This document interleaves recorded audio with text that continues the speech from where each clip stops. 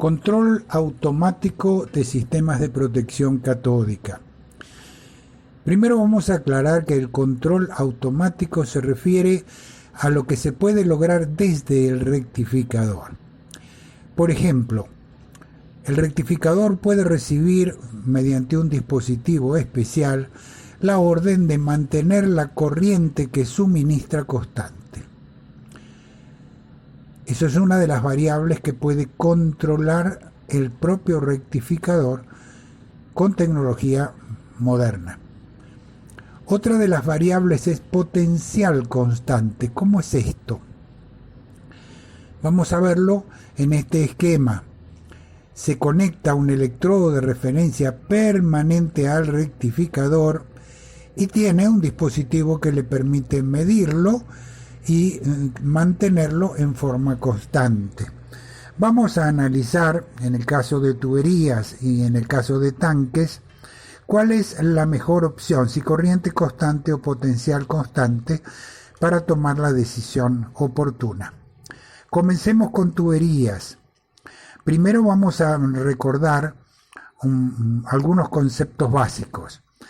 En un cable eléctrico, si lo destapamos, vamos a encontrar en el interior, hemos quitado la cubierta plástica, el cable de cobre por donde circulan electrones, cargas negativas en una sola dirección.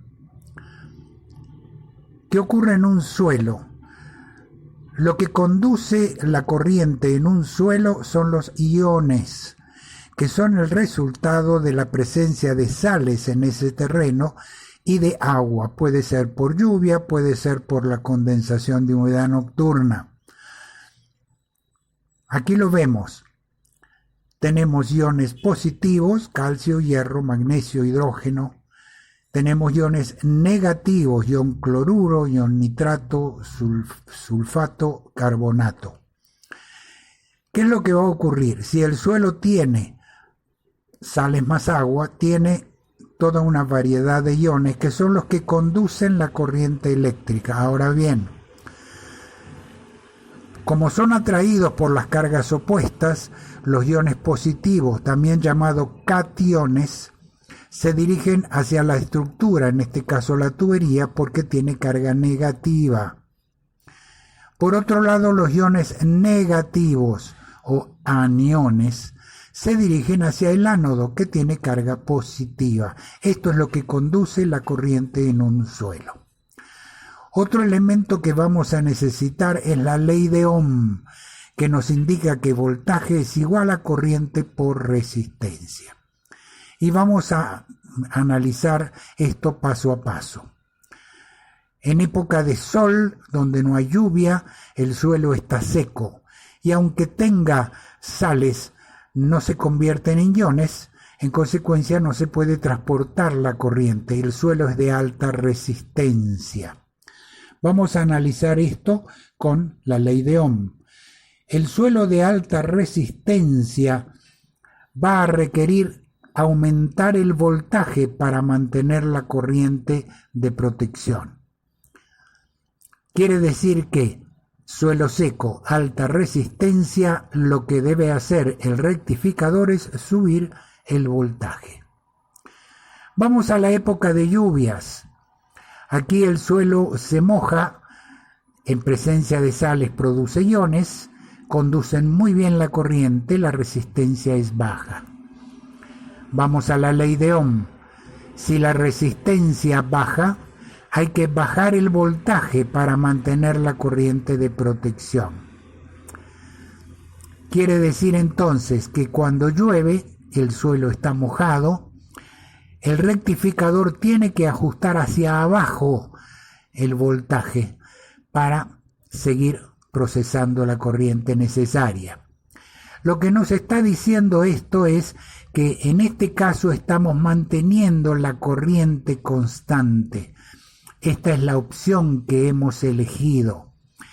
Por ello, el rectificador va regulando el voltaje en función de la resistencia, y en este caso la primera opción que tenemos es mantener la corriente constante. Esto lo puede hacer el rectificador perfectamente bien. Pero aquí tenemos que tomar en cuenta que esto depende del revestimiento.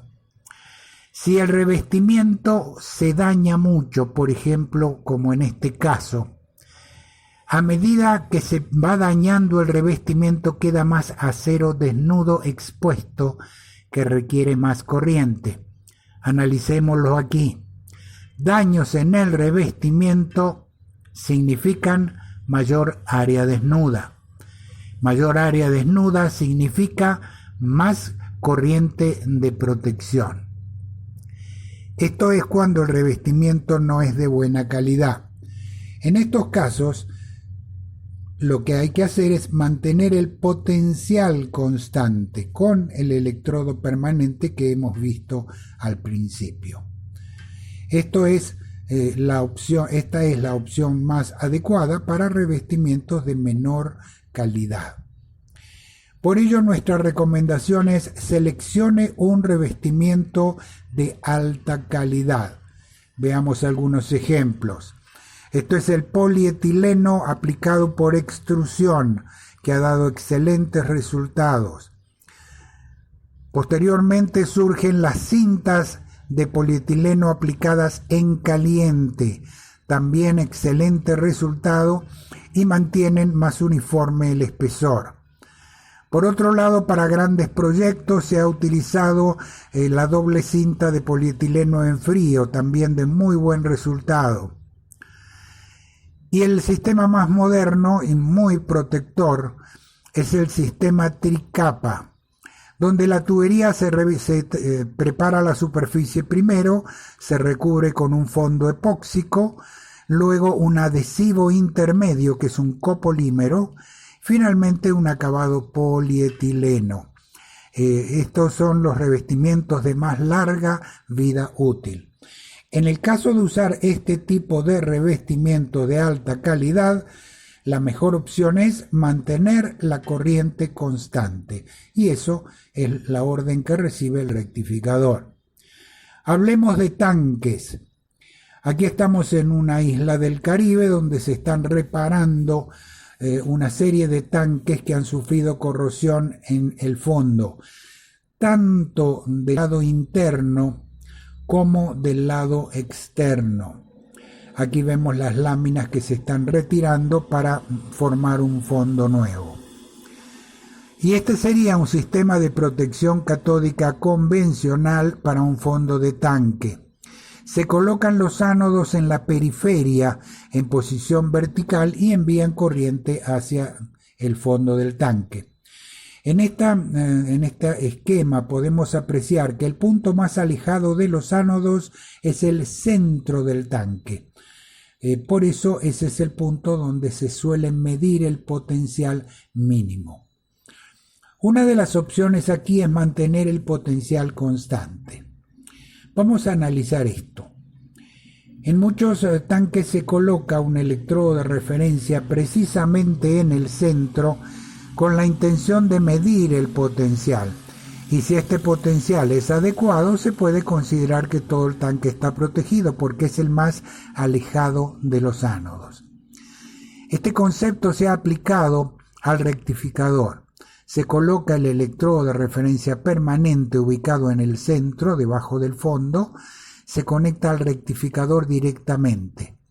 Entonces el rectificador puede medir ese potencial mínimo y mientras se mantenga el valor va a estar seguro de que está todo protegido.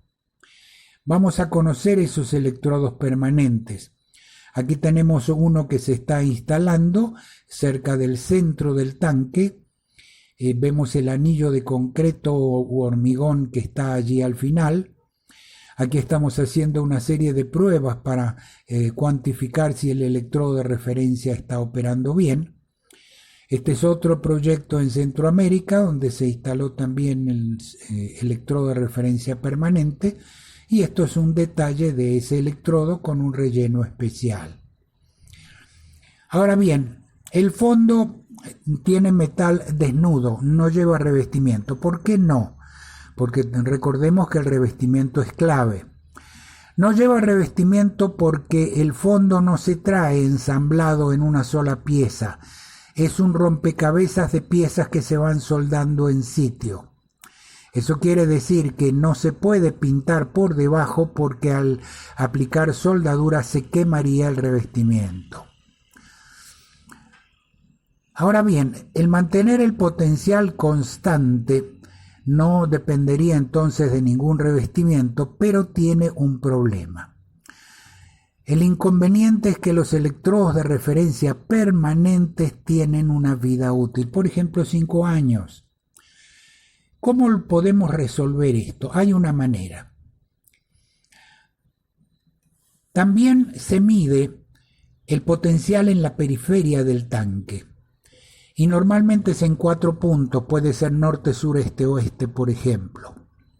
Aquí tenemos un ejemplo y vemos mediciones por arriba de 1 voltio en general, porque, claro, eso está más cerca de los ánodos que están en la periferia. Esto significa que cuando medimos, y aquí lo vemos en corte, el tanque, en la periferia estamos midiendo un valor mucho más alto, y eso se corresponde de alguna manera con el potencial que mide el electrodo de referencia en el centro. Esto nos dice, si el electrodo de referencia en el centro dejara de operar porque llegó al fin de su vida útil, mientras mantengamos los valores de la periferia, sabremos que está todo protegido. Quiere decir que también aquí se puede utilizar el valor de potencial constante de esta manera. Sin embargo, existe también la opción de mantener la corriente constante. De todos modos, hay que poner electrodos de referencia debajo del fondo para asegurar que los potenciales están siendo los adecuados. Si a usted le interesan estos temas, no quiere especializarse, le ofrecemos varias opciones. En primer lugar, protección catódica de tuberías, que tiene 3 niveles. El nivel inspector, donde va a conocer los principios, materiales y equipos y las mediciones de campo, entre otros temas.